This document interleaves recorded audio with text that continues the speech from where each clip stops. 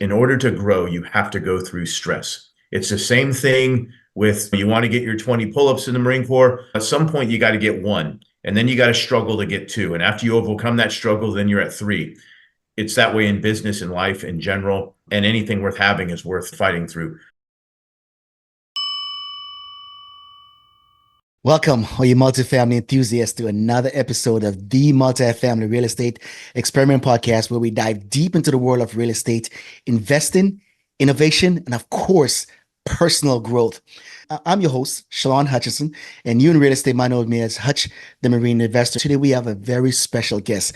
I'm here today with Master Gunnery Sergeant Scott Stalker, retired Marine. See, Scott is a distinguished leader with over 3 decades of experience, having served in various critical role in cyberspace, intelligence, and special operation. He's here to share some insight on transitioning from the military, most of the Marine Corps or military service, to civilian life and prepare holistically, including financial planning, family strategy. So, Scott, I want to welcome you today, brother. Hey, Hutch, thank you. Really appreciate it. And I've wanted to be on your show for a while too. It's just with transition and a lot going on, it's hard to get these in. And I don't know when you'll share this one, but it's obviously a little bit later at night right now when we're talking, and we do our best to get it in when we can. So thank you. And thanks for all you're doing for setting an exceptional example of how you can succeed both as a Marine and as a veteran as well. Thank you. I appreciate you, brother. Appreciate that. Sure. Now, Scott, before we get into the meat and potatoes of this interview, do you have a favorite real estate quote or mantra that drives you? Yeah, I have a few quotes that get me pumped up. You can talk about the one about the man in the arena, and I'm mindful of that one because we have a lot going on right now with election season and we have people pointing fingers, and I'm always mindful of the man in the arena, the person in the arena.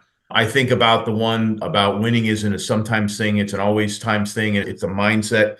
But probably my most recent one that's a favorite is it's a bit simplistic, but that's why I love it because Okay. it pertains to everything and everyone. And it's from Jocko Willink. And it's in a pyramid. And he basically across the lines, he says, did good, did bad, and at the bottom, do better. So whatever you do, have a drive to do better. Whether you did really good, that's fine. You can do better. If you did poorly, do better. And so I love that one. It's one that I've really reflected on a lot. Again, it's not going to go down as a stoic example, but it's pretty simplistic, and I like that one. That is awesome. And thank you for sharing that. Yes, sir. Now, I cover your bio briefly. Can you give us a little bit more of who Scott Stalker is, the man, the myth, the legend? There is, yeah. So that person doesn't exist. There's no legend. I'm Scott, and all of the things that I did prior, I'm proud of. But I'm working forward now, and I don't spend an awful lot of time thinking about those things. But the reason I was able to accomplish those things is because of a man named Lieutenant General Vince Stewart, and I'm mentioning him here right now because a year ago today we buried him in Arlington National Cemetery, and he's a close personal friend of mine. But yes, I got an opportunity to serve our country 31 years in the Marine Corps, serving at Space Command at the National Security Agency and Cyberspace Command. All things I'm proud of. I say that I leased the rank Master Gunnery Sergeant. I gave it back when I retired. And now what I'm doing is I'm serving as a senior fellow for the National Defense University, which allows me to continue to give back. I'm on the board for the Wounded Warrior Project. I'm on the board for the Marine Raider Foundation and for the Naval Intelligence Professionals, which keeps me connected to my tribe.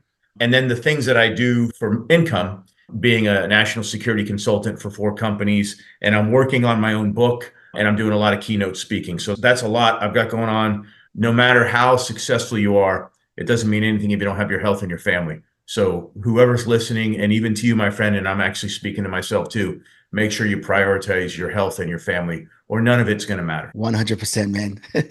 That is so true. And especially we get to see, I've done 30 plus years, myself at 26 years. The thing that will remain constant is the relationships that we have created after we leave the Marine Corps, is the relationships that we have created and the investments that we have made in the ones that we care the most about, our wife, our children, our parents, our mom and dad, brothers and sisters, right? Yeah. That's what really matters. And of course, to be able to really enjoy that, to your point, our health being the center of that, right? Because if we live to 100, if we live to 80, 90, and we become a burden, that's not really living, right? So the life is motion. The more we keep moving, I think it will prolong our living. So Yeah. great point. And I appreciate you for bringing that. And that speaks to some of the things that I want to capture today as we talk about transitioning from the military into civilian life, especially from a holistic standpoint, because I think a lot of us, we focused on how will we make money after retirement, or how can we bridge the gap between our military pay and our retirement income, right? And I think the thought process and the planning has to go a lot deeper than that. Right. So I'm gonna ask this series of questions today, and I really Yeah. hope we can get some really good information to feed to our veterans so they can get an unfair advantage whenever it comes time for them to transition, or if they already transition, can also give them some ninja tip as well. So I love Scott, that. Yeah. yeah. So Scott, we're going to talk about the transition from military to civilian life. So Scott, transitioning from a structured environment of the military to civilian life can be challenging, right? I think we all can attest to that.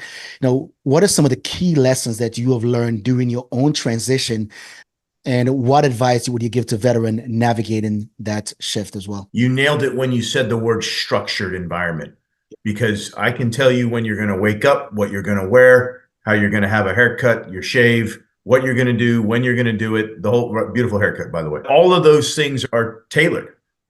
Everything, right? You don't even have a first name. You have a rank. You're gunny, you're first sergeant, you're lieutenant, whatever, right?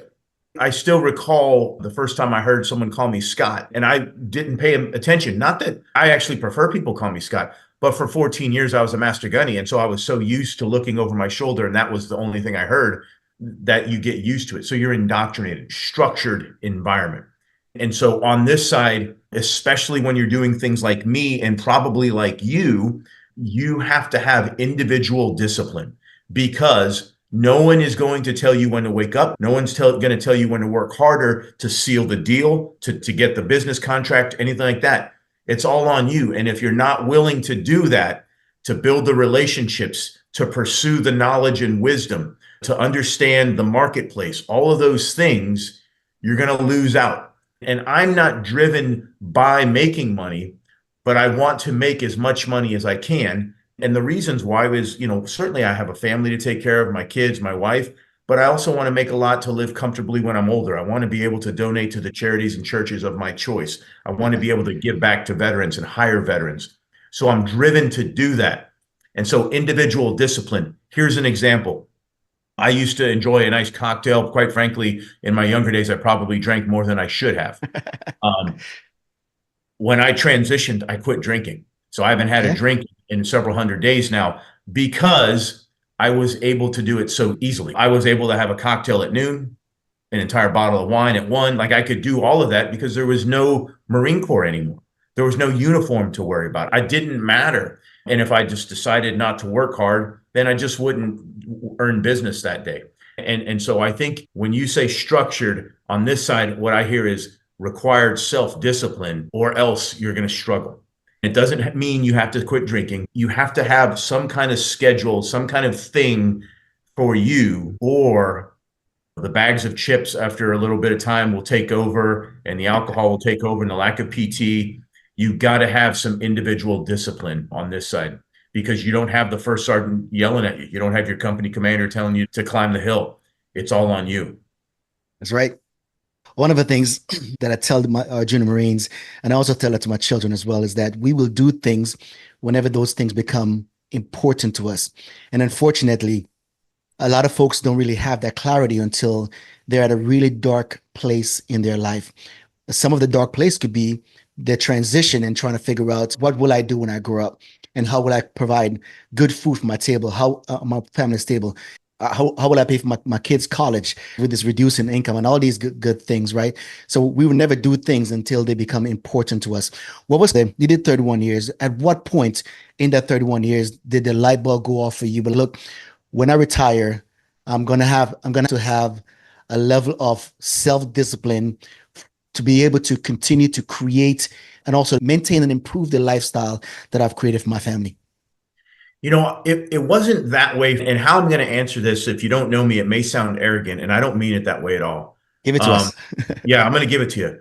I've seen the Tony Robinsons and the John Maxwells. I've been around the 4-star general officers, and I know that I can operate at that level from a perspective of wisdom, of leadership, of talent, of all of the things that those individuals can do. I can do that too.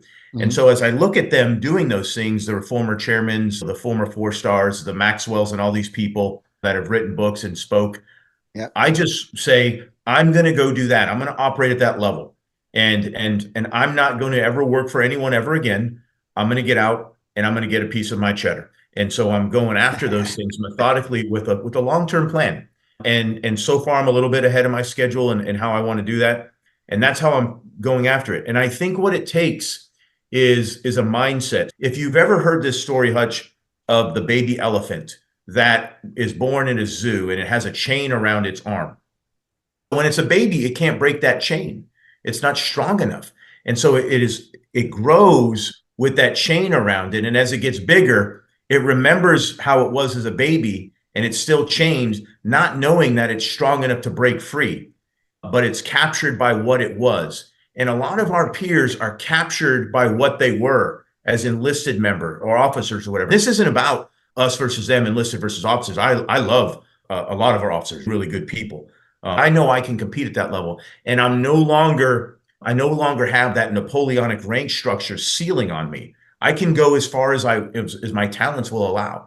And so it wasn't a moment like you described, but it was realizing that I can play the game at the highest level as well. And now I'm going to go do that. And I don't have this enlisted rank structure, any rank. When people ask me now to come in as the former enlisted or to give an enlisted perspective, I let them know that I can't do that because that's what I was. It's not who I am today. You have to break free of the mentality and you have to visualize excellence. You have to see yourself at that level, succeeding and doing it before you go do it.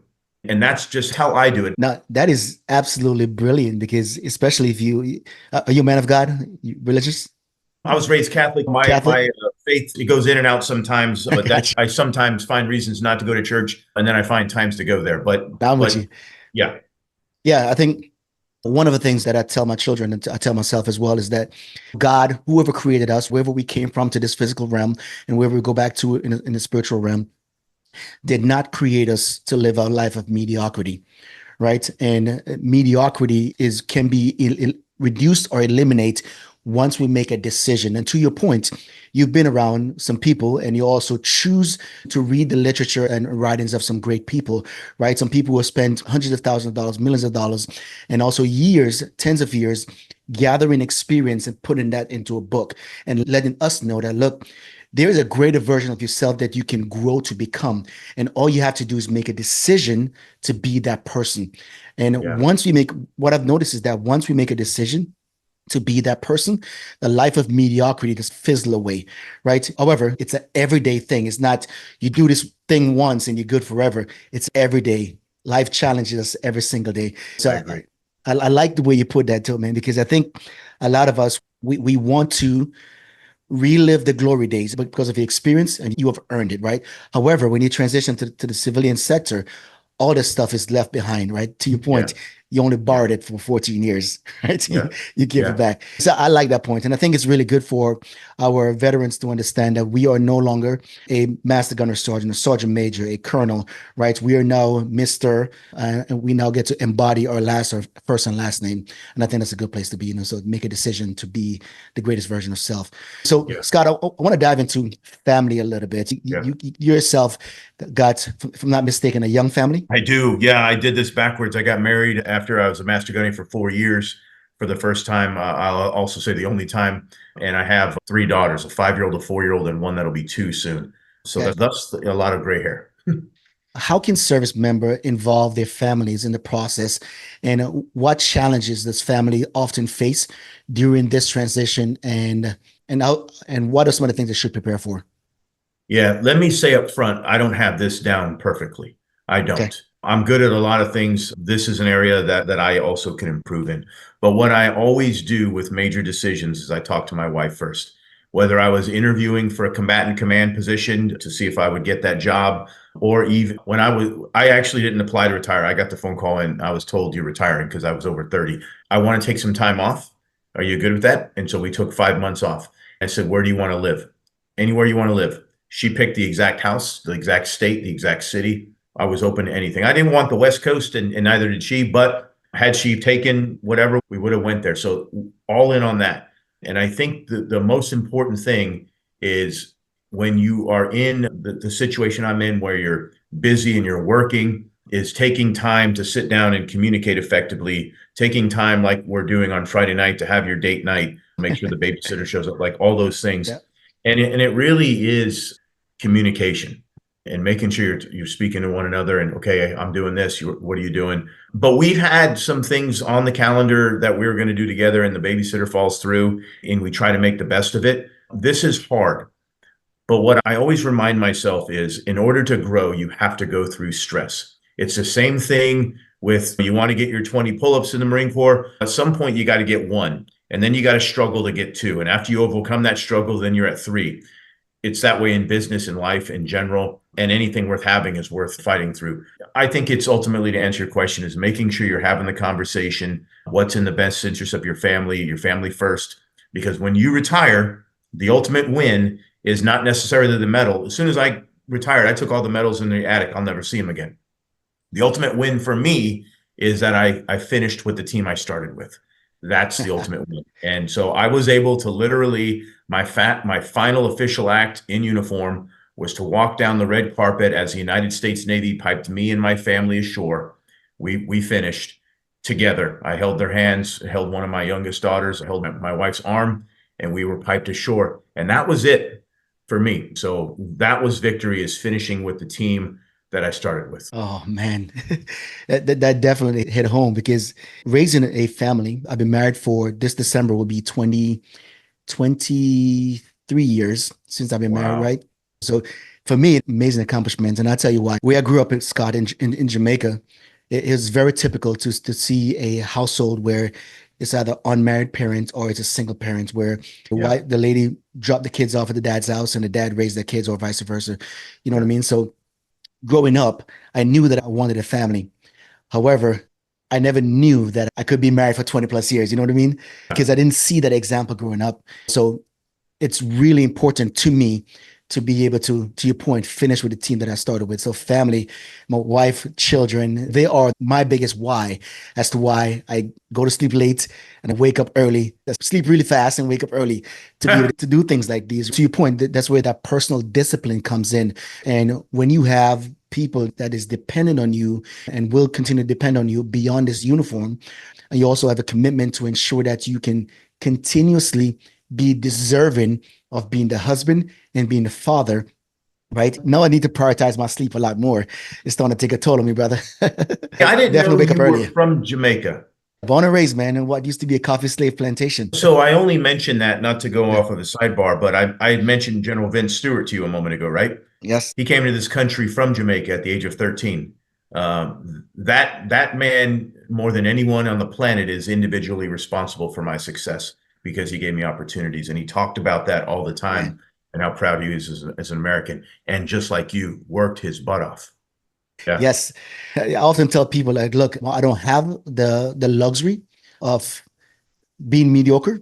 I don't have the luxury of not working hard, because when you think about, I'm not sure what parish he grew up in, but when you think about the history of Jamaica and some of the things that our foreparents had to grow through for us to have these opportunities, it's an amazing burden. And I appreciate, I'm okay with that, with carrying this burden, but it puts me in a mindset and position to where I don't have the luxury of being mediocre.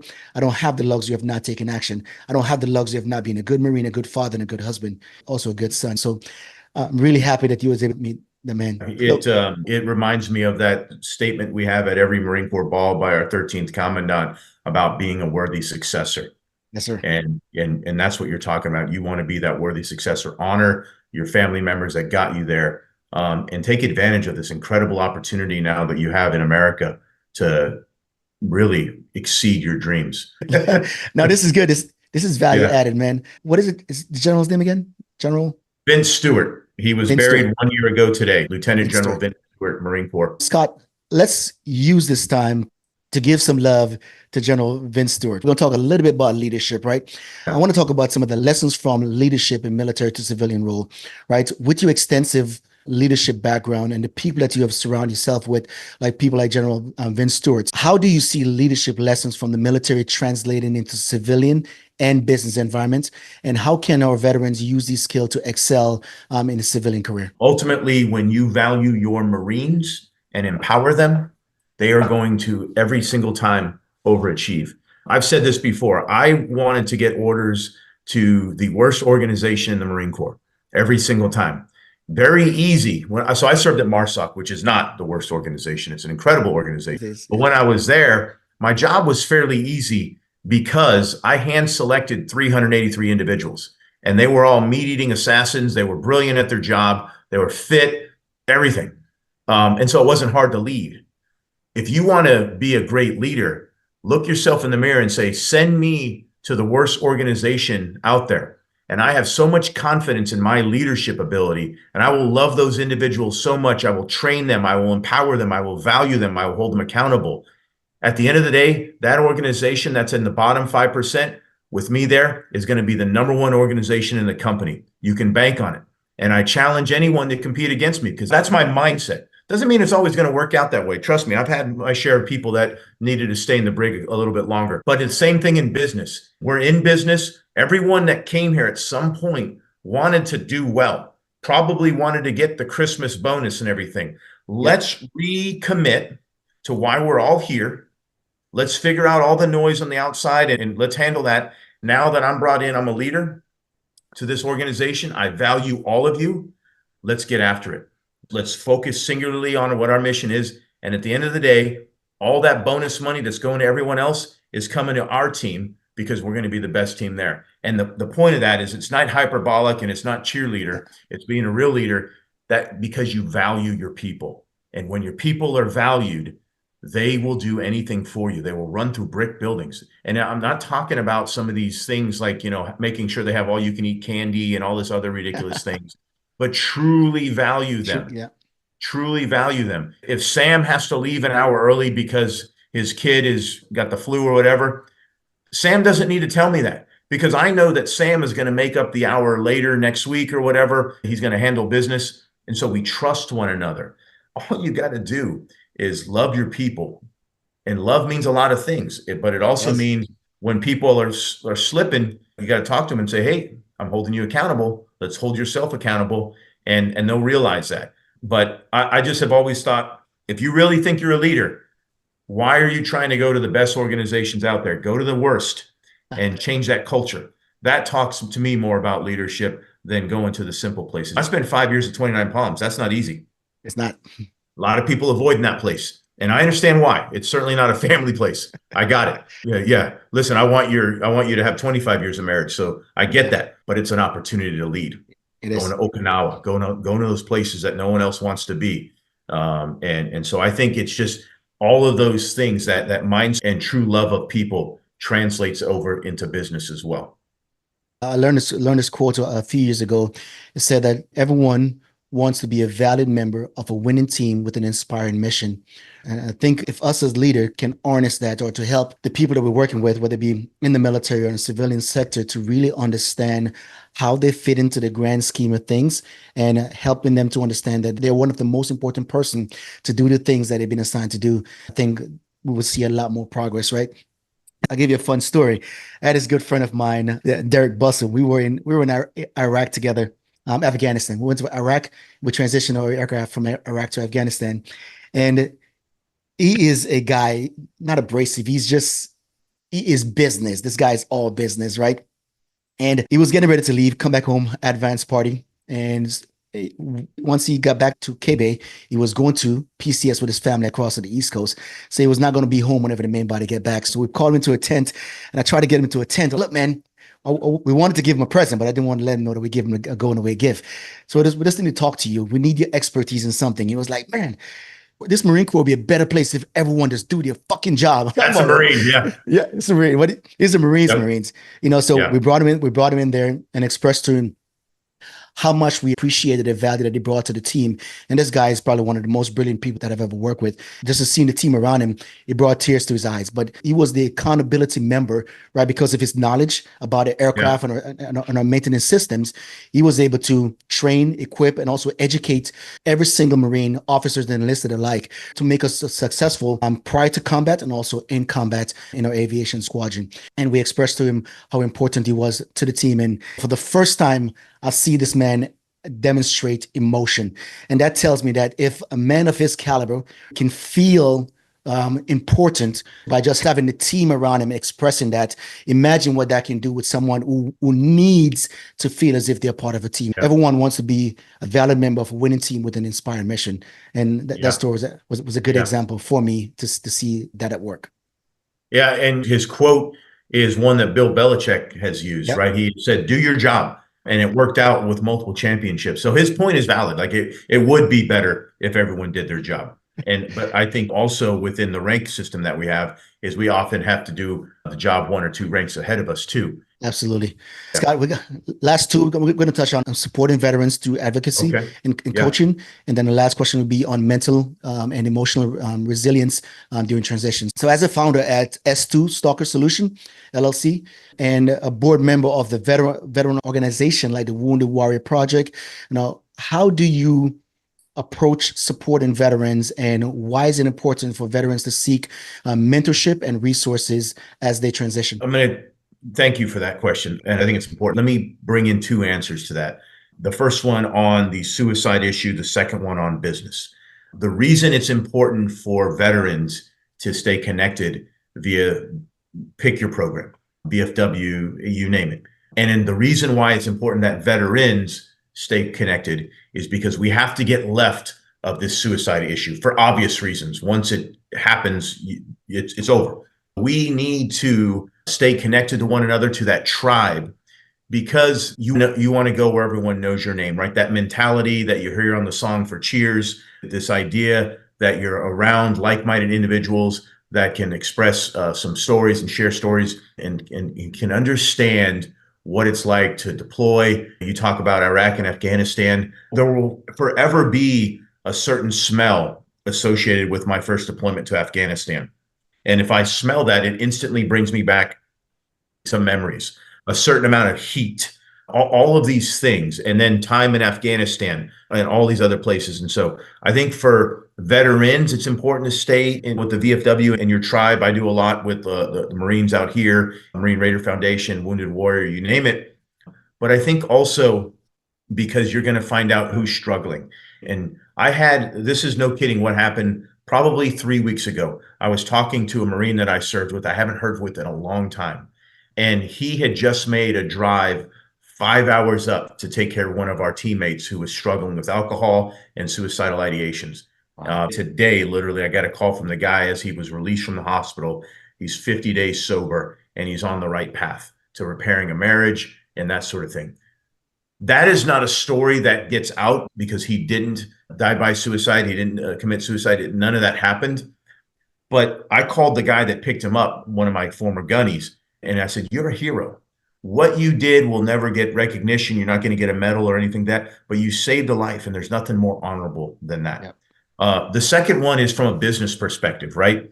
Winners associating with winners, being able to associate with someone like you as a winner, being able to share stories of success. How do you register as a service disabled veteran-owned small business? Or how do you get a job as a veteran? Like all of those things as well. And Robin Fortner, who is a retired sergeant major, someone I value a lot, she used to say, and a lot of people say this now, I don't know if she was the first, but she would always say, your network is your net worth. And that's true. It's how you connect with others have found you opportunities. I never applied for an opportunity. I had people reach out to me because I have this strong network. And so I think both from a business perspective and then the connection and the importance of us staying connected as Marines and joint service members is critical. Now, you brought up a good point about getting to the left of suicide ideation or suicide, or people actually suiciding, right? Definitely getting to the left is very comparable to policing, right? If early education and early mentoring of a young man, a young woman improves in our schools and in our household, I think some of the societal and cultural norm that we deal with will be minimized. The same Yeah. is true. The same is true about the number of suicide ideation and people suiciding that we see, especially our military. So that lead me to our next topic about mental and emotional resilience during transition and also beyond, Scott. So Yeah. transition from the military can be mentally and emotionally taxing on anyone, male or female, regardless of rank. How do you recommend our soldiers or military folks or Marines or airmen or Space Force folks, how do you recommend they build resilience as they start to transition and also beyond their transition? I think the first thing each person needs to incorporate into their transition and their life as a veteran is some element of discipline, some rule or set of rules. Whether that is every Sunday you're going to go to church at 8 a.m. and you're going to put the coat and tie on, whether that is what I have done, which is I have gotten rid of drinking, physical fitness, some set of rules so that you don't just transition and become a bum or something like that. Right. And I don't mean that from a perspective of get a job, because some people, if you retire after 30 years and you have a certain VA disability, especially if you're single, you make enough where you don't have to work ever again if you don't want to. And I don't work because I necessarily need the money. I work because I actually enjoy the grind and I like winning. That's why I do it. And I love these new challenges. The money is what becomes after. But I think you need to set some conditions and rules for yourself, whether that's, hey, every morning I will be up 5 minutes before the sun rises. And the reason I say that is because, again, we've been institutionalized for so long. You knew what to wear and when. My schedule was built months in advance in my last several jobs. So I knew in January what I was doing in September, and who I was talking to. And now it doesn't have to be that way. So I think individual discipline is critical. I would suggest a personal audit on your alcohol and either eliminating it or strongly slowing it down. We got sober October coming up. I challenge folks to consider going the month of October without a drink. You're going to be fine. Trust me, you're going to come out better. And I'm not the morality police here. So if you want to have a drink, go ahead. I'm not pushing that. But your question, I think, is important there. And remind me again, Hutch, because I got on a tangent there. What was the second half of that? I think you touched on a lot of them. What are some strategies that veteran can use to cope with the changes and uncertainties that comes with leaving the military? Yeah. So the other part of that is not just having mentors, but having mentors that are going to tell you what you need to hear, not what you want to hear. And this is important, especially for senior individuals who for far too long were in positions like mine, who were always told how funny they were and how good looking they were and how smart they were and all these other things. Half of them was true, but the other half wasn't. But you were told that because that's what people were trying to be kind and professional to you. You need someone, Hutch, you're into the real estate business, right? And you are doing exceptionally well. But probably somewhere in your life, you have someone who's doing it a little bit better or has done it a little bit longer. And they are going to say, hey, you may not want to invest here because of X, Y, and Z. And you were only thinking of Y and Z, but they got you thinking of X. The same thing in anything you're doing, whether it's sports, you want to be a teacher, you want to surround yourself or have people in your life that are mentors that have done it before you and can tell you what you need to hear, not necessarily what you want to hear. So I think both of those things are critically important as you transition: the individual self-discipline and then having mentors and people that have done it before that can tell you what you need to hear, not just being nice to you and saying, wow, you look great all the time. So I don't know if you have that in your life, but I have found that I need that. I'm a part of a couple of different mastermind. They're not cheap, right? However, when you're around some people that are thinking at a significantly higher level and showing you what's possible, but also helping you to not having to grow through some of the things that they have grown through. They're pretty much giving you or giving us an unfair advantage. Like, here's some of the struggles that I've had, and here's how I overcome it. And based on your effectiveness in implementing the information that you have asked for or are paid for, you definitely determine your success of, and also determine the amount of pain that you grow through. However, there's so many things out there. I know you're an average reader. You do a lot of book reviews. I don't do a lot of book reviews, but I'm an avid reader myself. It came to the point, Scott, it was in 2015, I want to say, when I was a gunnery sergeant, getting ready to looking towards master sergeant. And I realized that my aggressive approach towards a lot of things, my leadership and all the good stuff, was not going to be required as a master sergeant and a master gunnery sergeant. Now, how do I change that? Do I change the people around me to accept that version of a master sergeant, or do I make the necessary adjustment to myself? The first personal development book that I read was The 7 Habits of Highly Effective People by Stephen Covey. And that thing changed my life drastically. So even though I grew up as a religious person, this one meant a lot more, because it was not my mom telling me to go to church.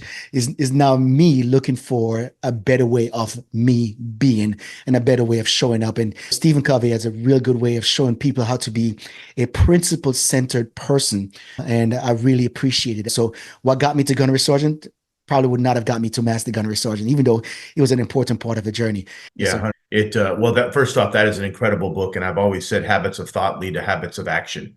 Right. Facts. So whatever you're allowing to be absorbed in that sponge of yours is going to be what you put forward.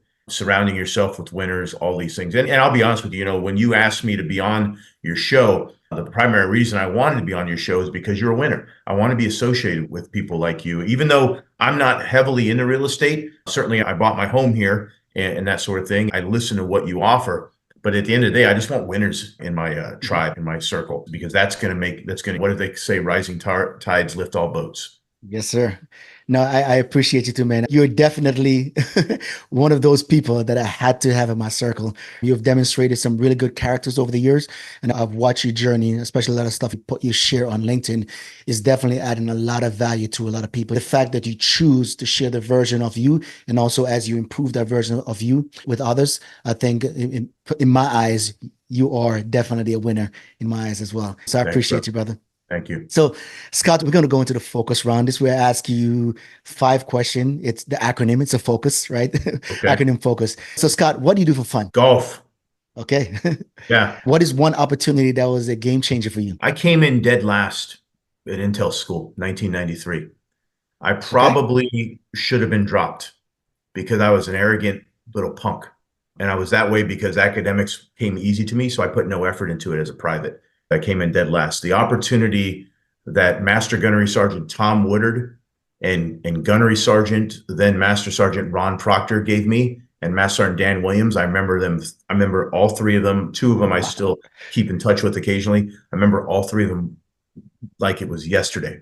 They gave me a shot to continue on. And so that opportunity in 1993, where this private probably should have been kicked out and sent to the infantry or to cooks or wherever they were going to send someone who dropped. That in many ways set the conditions for opportunities and later success going forward. I would say that one. There's been a lot, but that one definitely. What would you say is your most important communication tip? Connect.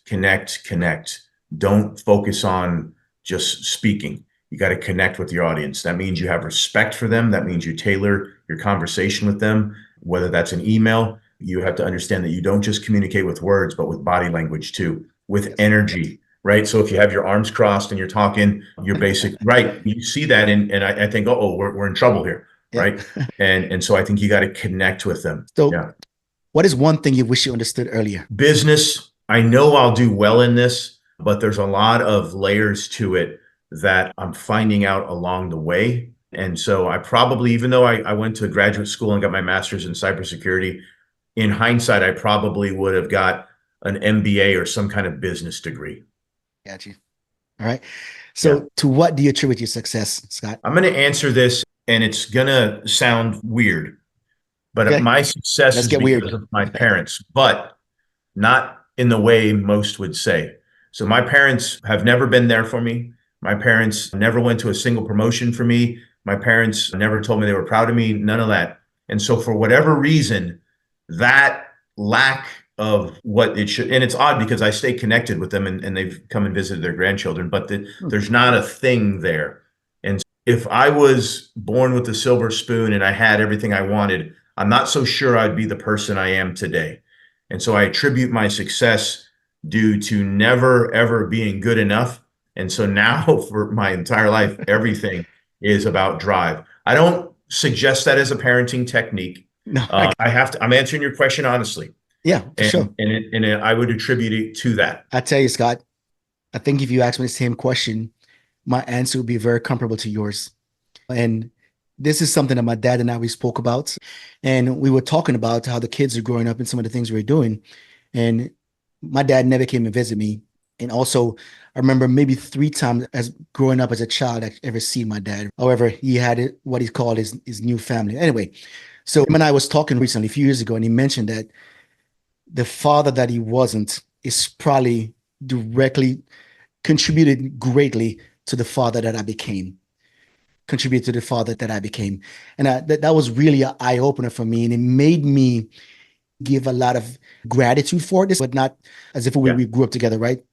But in that moment, it was like a sign of relief for all the things I resented. I was like, I'm really happy for that journey because now my children, my wife is the benefactor of me wanting to always be better. You know what I mean? Yeah. So I do. totally understand what you're saying, brother.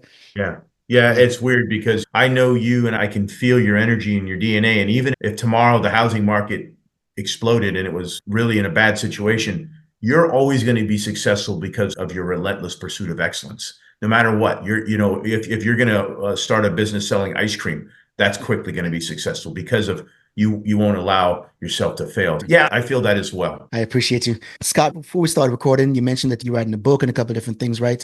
This is the point where I like for you to brag on yourself a little bit and what you have going on and to help our listeners to learn a little bit more about what you have going on and how they can connect with you more and get in your world. So if our listeners want to get in touch with you, how do they go about doing that, Scott? Yeah, a couple ways easy to find me. I'm on LinkedIn and also s2stalkersolutions.com, my website. I am working on a book. I'm actually working on a series of 3 and that I have got a 4-year plan to put out. But through my website, if you want me to come out and do some keynote speaking, a workshop, something on leadership or talking national security, you can find me on my website there at s2stalkersolutions.com. Stalker spelled just like the crime, as I tell people. And yeah, let's connect. Even if you don't want to do business, you can connect with me on LinkedIn. And to your point, Hutch, everything I try to put out there is positive and value added. You're never going to get negativity. It's always going to be positive, and congratulations. And that tip may not pertain to you at the time, but I try to help others as best I can. So thanks for having me on today, Hutch. I appreciate it. No, I greatly appreciate it. Thank you so much, Scott, for sharing your incredible journey and valuable insight with us today. Thank you so much, sir. And for you listeners, thank you again for listening to another episode of the Multifamily Real Estate Experiment Podcast. I trust that you enjoy this episode and took away some value from my time here with Scott Stalker. Until next time, I'm Hutch, Marine Investor.